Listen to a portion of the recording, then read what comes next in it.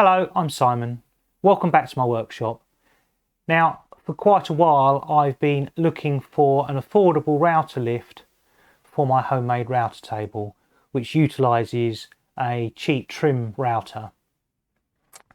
Now, this router lift was only £30, so I don't expect it to be anything like as good as those that are on the market for 10 or even 15 times the amount of this one. But for my simple setup here, I think it'll be better than the fumbling around that I do at the moment underneath the table, trying to get the height of the bit correct for the job in hand. So let's have a look at what you get for your £30. I'm going to try installing it, and then we'll do some tests to see how well it actually works. And at the end, I'll let you know if I think it was worth the £30 or not. Let's get tinkering. Let's first open the box and see what we get.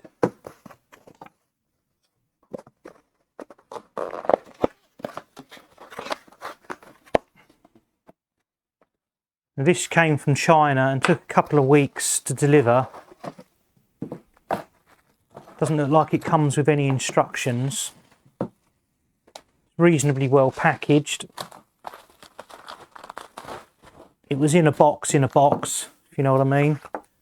This is the inner box that I've just taken out. What we have here is either aluminium or steel. We'll get to that later. It comes with some fixing hardware, a little Allen key, and the little height adjusting knob. So I'm assuming that if I put that in there, no.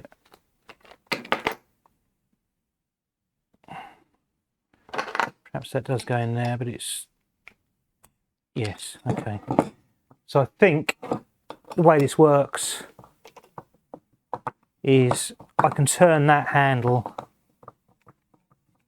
and is anything happening? No, I don't think anything is happening. Nothing's happening because I need, I think, wonder how this works then. I'm going to cut, have a think about it, and I'll come back to you. Okay, in the absence of any instructions, I've worked out how it works. These 4 screws here push against these fingers that then hold the router in place inside the lift. These countersunk screws are used to screw it down to the insert plate.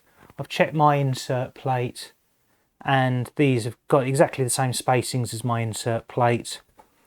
This bolt goes in here and it literally just pushes against this piece, this red piece at the bottom, to push this either up, and then it uses gravity to go back down again, which isn't the best approach really.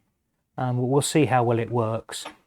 One thing I've noticed is this bolt isn't actually straight, so I'm going to have a go at trying to just tweak it and just straighten it a little, because it's a little bit bent, which then translates to a little bit of movement in this. As you turn this, it's forcing this to wobble, which wouldn't wobble otherwise. Or wobble a little bit maybe. In terms of materials, the posts are steel. I think it was advertised as being steel.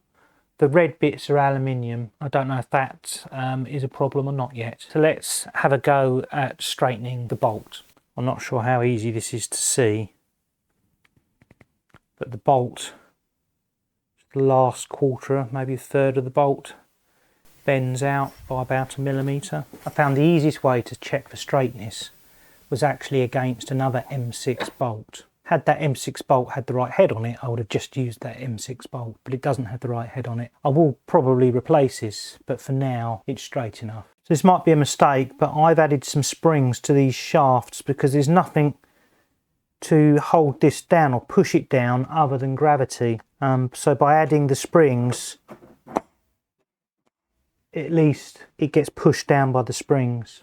Well, that's enough procrastination. Let's get on with removing the insert plate and attaching the router lift.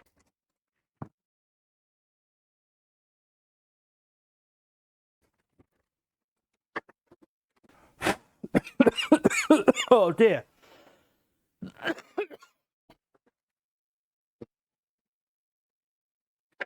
And drill out the height adjuster hole because it was a little bit too small.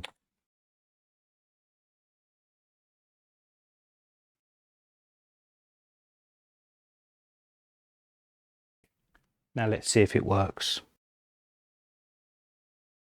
So that first test, it does seem to work. It goes up and down. And let's see how consistent it is. I've set the router bit to exactly 5mm. Now let's route a groove and see how deep it is.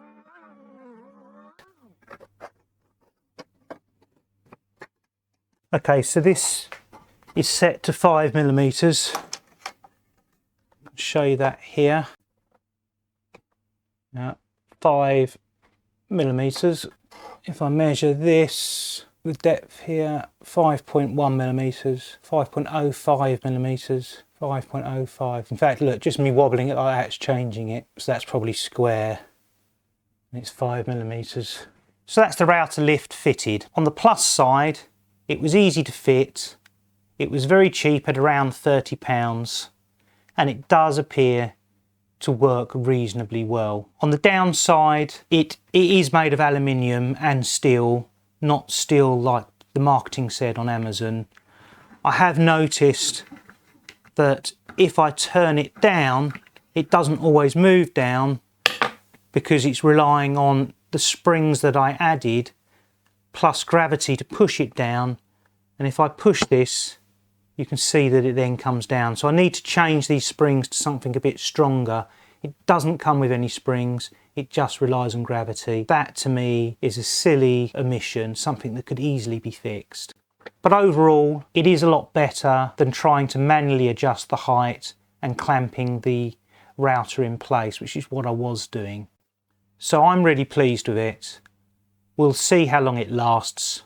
Probably not long for £30, but who knows. So most of the things that you've seen today, such as the router table, the electrics at the front of the router table that turn the router on and off and control the automatic on and off of the Hoover, along with things like the fence and the featherboards, are all available on my channel as projects. If you'd like to see those, then have a look over there. If you've been enjoying this video, then please leave a thumbs up, and if you haven't already, then please subscribe, and I'll see you in the next video. Thank you for watching.